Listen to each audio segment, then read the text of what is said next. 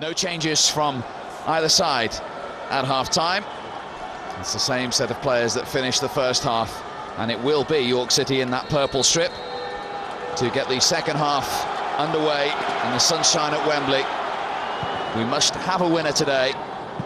If we can't find one in this 45 minutes, there'll be extra time and then penalties, and there's going to be a yellow card for Laurie Wilson. Seconds into the second half for that challenge. Yeah, that's a silly one, that is, for Laurie Wilson. Just started the second half and he's just gone straight through the player. Faulty enough, Simon Ruskett had his feet off the ground. I think he was expecting it to happen. He just skipped himself up in the air. That's why I imagine it isn't going to be that serious. Got his standing foot off the floor. That was a silly one for Laurie Wilson. Don't know why he's gone and done something like that.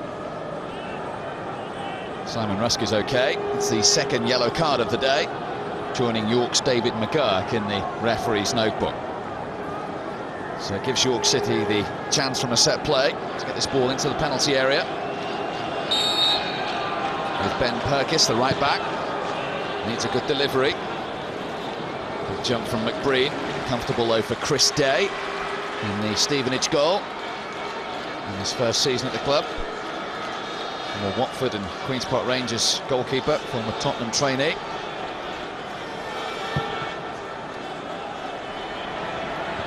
Parsley, the York captain, won that. Then Morrison's touch towards Boylan. It was appeal for handball. York are furious it wasn't given, and Boylan is left to reflect on the shot, which was off target. Well, I think they had every right to complain about York City. It's a definite handball by Luke Boylan as he goes there, uses that right arm. He'd be disappointed that he didn't actually hit the target, and I'm sure there have been a lot of York players saying something to the referee if that was actually allowed to stand if he put it in the net.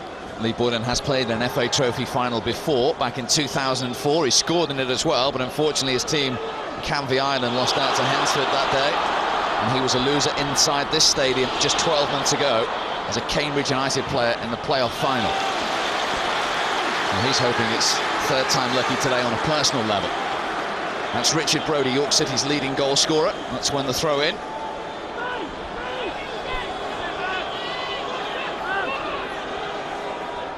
Sean Petchick with the throw. Headed away by Boswick.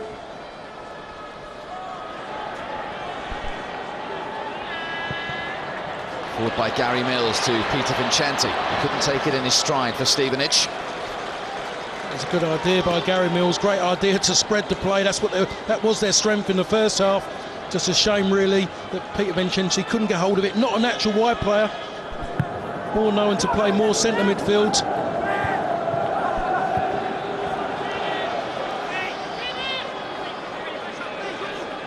Purkis with the throw. Forward by McBreen. Brodie couldn't bring it down. Henry tried to make it. Boys came in. Brodie had the effort. Appeals for handball. Referee waves away the claims. Had a good view of it. Yeah, he's just got to be careful there, Richard Brodie. Took his eye off the ball. More concerned about running to the referee. Michael Boswick didn't know anything about it. It just hit him. He was in the right place in the right time as far as I was concerned. Just see the ball come back to him. Yes, it hits his arm, but it's ball to arm, ball to hand.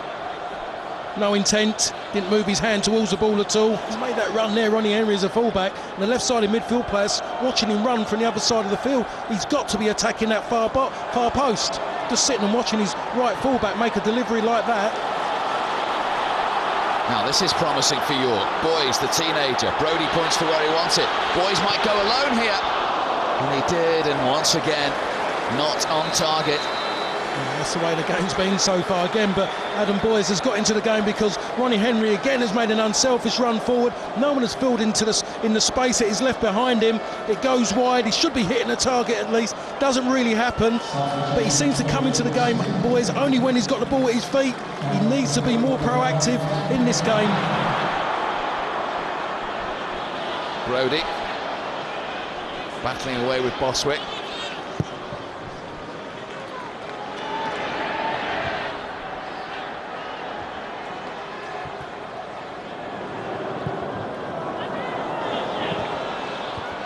Straight back to Laurie Wilson, and this is Vincenti. Good save by Ingham. First time he's really been called into action. That's the first time Michael Ingham has done any work. I was there thinking to myself, Vincenzi has to take another touch here. That is the best strike of the day so far. A little bit of good fortune to get himself back in possession against Stevenage, but what a great strike, great shape and a great strike from the big man there. He looks all legs, but I'll tell you what, he's got his shoulder, he's got his knee over the top on that ball, and that's why he's forced a good save from Michael Ingham.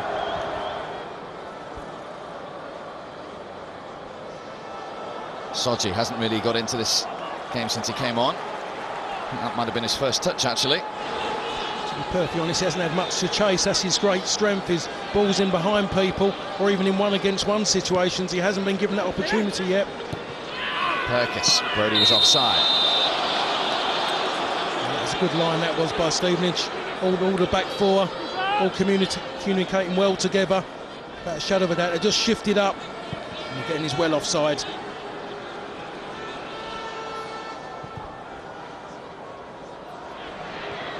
Parslow jumping. This is Lee Boylan. Morrison wanted it back. Boylan got it across, and McGurk put it behind for a corner. That could have quite easily gone in his own goal. He's done well in McGurk because he's gone wide. It could have gone in his goal. And I'll tell you what here, Lee Boylan just fought back the overhead kick, decides to keep possession, turns far too easy past Pejic, and again, that's good defending, we call it.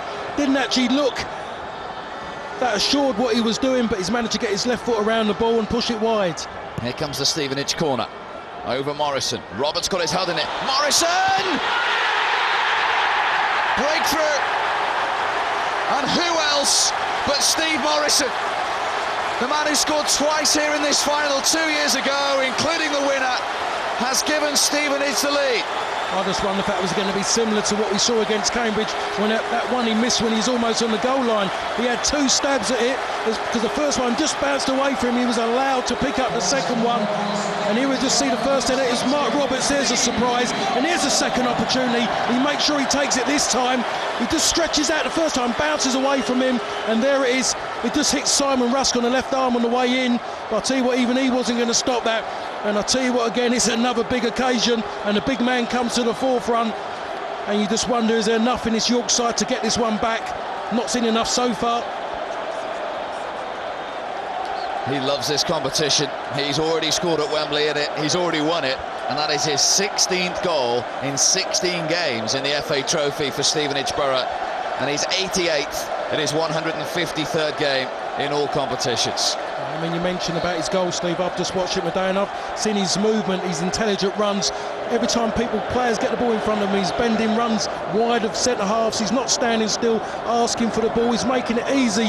Every time a player gets on the ball, he's virtually saying, "Find me, because I'm making a great run here." He leads the line really well for Stevenage, and if he does go, he's going to be a big miss. Mackin to Onami Soji. Long way out. Well, again, that was ambitious, and yes, it's about one of the first times he's had a real look at the goal with the ball at his feet. And I'm asking him, and I'm sure the York City fans are asking him to run at the back four, test him out. Can they handle his movement and pace? He doesn't do that. Soji takes the easy option, shoots from a distance where he's not renowned from scoring from, and goes way wide. Murphy's header for Stevenage.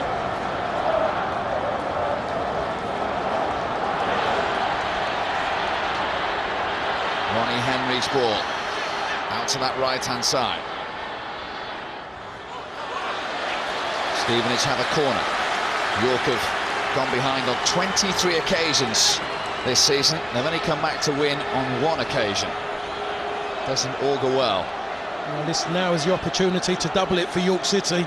I'll tell you what, they need a lot for me. They just haven't really done enough in the final third to warrant a goal. Drury's corner for Stevenage. Towards Roberts, won by Greaves. Drury again. Ronnie Henry in space. Useful ball. Header! Should have been 2-0. Peter Vincenti. And his reaction tells you that he knows he should have scored. He's had a hat-trick of headers and he's had a hat-trick of misses, and this is the worst miss so far. Lovely ball in again from Ronnie Henry. He's just inviting, saying, "Come and head me," and he gets above everybody. And the one thing he doesn't do is direct the ball at goal. Plenty of style in the header, just lacking direction.